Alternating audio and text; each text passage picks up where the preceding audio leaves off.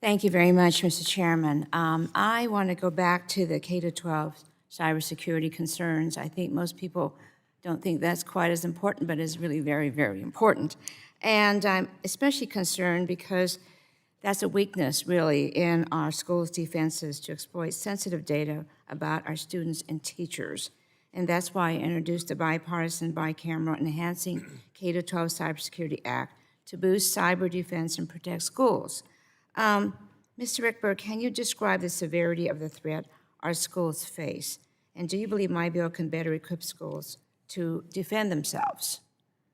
Let me take this in reverse order. Yes, we think your bill would help with this, and on behalf of ourselves and our partners in the K-12 community and the library community, we thank you for your consistent advocacy on behalf of cybersecurity for these groups.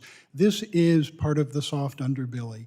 These are under-resourced organizations. I've had conversations with K-12 districts who say, I would love to increase my network defenses, but that means I have to give up teachers' aides in the classrooms. It is a zero-sum game, and unfortunately, they lack resources. They lack the staff to do this. These are people for whom no jurisdiction in this country is large enough to have cyber threat analysts to make sense of the kinds of threats they face and to operationalize that for their districts. Yet collectively, you could have an information sharing and analysis center, take that kind of information, put it out, give them all collective defense on an automated fashion. So yes, it is critically important. Too much student data, financial data, all of this is exposed.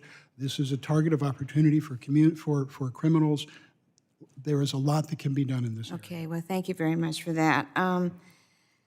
I want to talk more about, thank you very much, Mr. Johnson, regarding your explanation and the conversation you had with the chairman regarding rip and replace and also Open RAN. And I just have to say that this is a funding opportunity. We really need to do it in that way, and we all know that these programs are so very, very important. Do you know how we could really look at this in a way that people get more engaged? I mean, we talk with our constituents all the time, and regardless of where they are, whether they're large areas or urban areas or rural areas, this is really a concern of theirs, and many times you're waiting for the funding, particularly rural areas when they have the rip and replace. And do you hear more from my type of constituents on that regard also?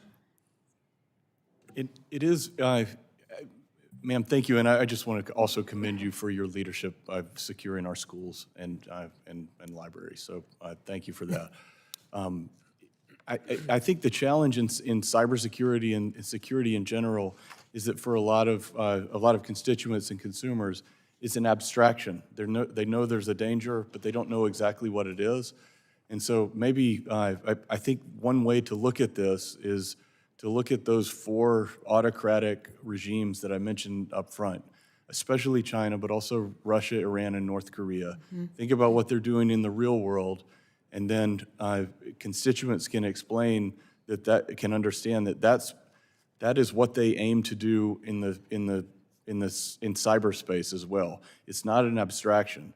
Those autocratic regimes want to control the way their citizens and we operate in cyberspace through information, through our information operations, through theft of our information, and ultimately through control of the networks that enables our daily lives. Sure. So it is actually real, and it's real in the physical world as well. Thank you very much. As cyber criminals become nimbler and more sophisticated, AI will help detect and defend against novel cyber attacks. Leveraging new cyber threat intelligence data analyzed by cyber professionals, we can isolate threats before they're deployed at scale. Mr. Rickberg, how is machine learning and AI being leveraged to identify new cyber threats? So we often talk about the attack surface, and what we have done, AI is not novel. We have been using it in the industry for over a dozen years. It has the ability to allow us to characterize what normal activity is, to see what's abnormal, and as someone who ran offensive operations in the U.S. government, you try and fail many times before you succeed.